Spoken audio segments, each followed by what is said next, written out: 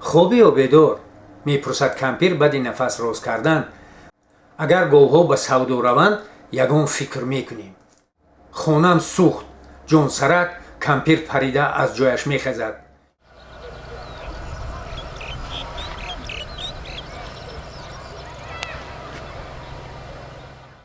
اشتباه از سلسله نمایش یک لیست دوغ 100 من دروغ.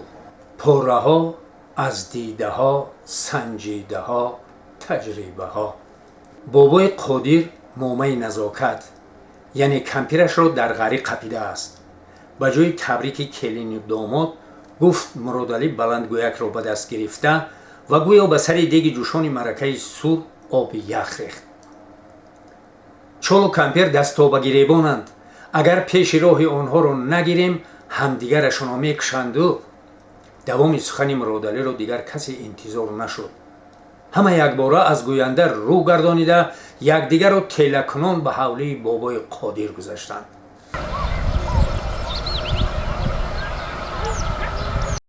روزهای جمعه در نزد دهه آنها بازار گاو و مال برپا می شود.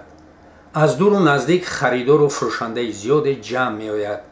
بعضی آنها مخصوصا فروشنده ها از بیگاه آمده در خانه شناسایشان جا می گیرند و برابری دمیدن صبح چاروایشان را به بازار می برارند. همان بیگاه به خانه بابای قادر هم از دهه همسایه یک شناسش که 2 گاوش را به بازار آورده بود مهمان می شود. اتفاقا همان بیگاه همسایه بابای قادر توی داشته است. بعد خوراک مهمان را آماده کردن زن و فرزندان و نبیره های بابای قادر به توی خانه می روند. راه دراز آمده مانده شده استید میگوید بابای قادر پس از دسترخوان را برداشتن. علاوه بر این سحر بر وقت خیستن لازم می شود. برای همین راضی باشی رخت خوابت را تیار کنم. کار خیر می شود. رازگی می دهد مهمان. و بابای قادر به خاطر آنکه مهمان در نزد گاوهایش باشد رخت خواب او را بالای کت حولی راست می کند. شبهای گذشته آنجا خودش همراه کمپیرش خواب می رفته است.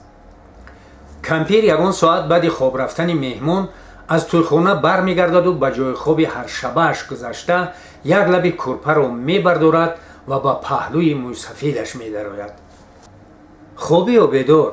می پرسد کمپیر بعد نفس راز کردن. مردی گوفروش نیست که آدمی شوخ بوده است خطای کمپیر را فهمیده پهلو می گردد و عاقبت کار را انتظار می شود.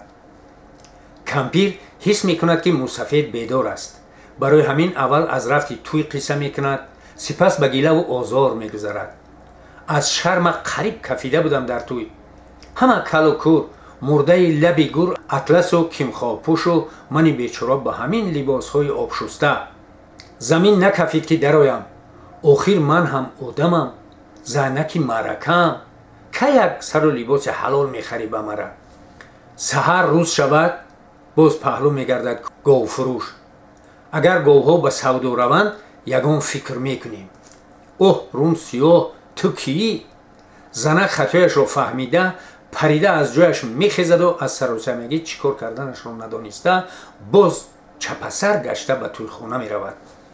در این میان بابای قادر را خواب نمی برد و فکر کرده به خلاصه می آید که باید رخت خواب مهمان را در جای خواب هر شبه خودشان راست نمی کرد. چون که کمپیر این را نمی داند و راست آمده نزد مهمان رفتنش ممکن می اندیشد. او در آن مورد خوب نمی شود. برای همین می خیزد و به نزد گاوفروش آمده او را می خیزاند.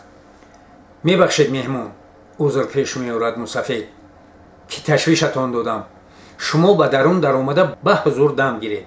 نغز نمی شود در بیرون خواب رفتن شما.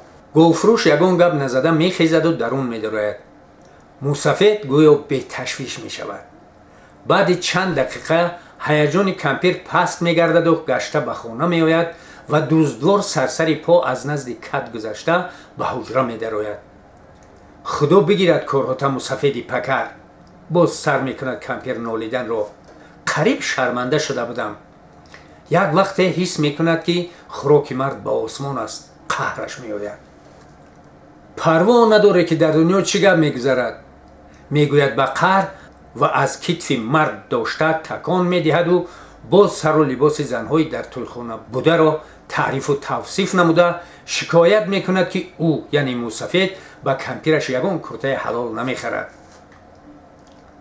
заб занаки изма будаида курпаро ба китфаш мекашад говфурӯш. гуфтам ку говҳо ба савдо раванд ягон фикр мекунам. хонам сӯхт, ҷонсарак кампир парида аз ҷояш мехезад. ин чӣ бало мардак буд? қиёмат қоим шуд ва шӯре хест дар ҳавлии мусафед.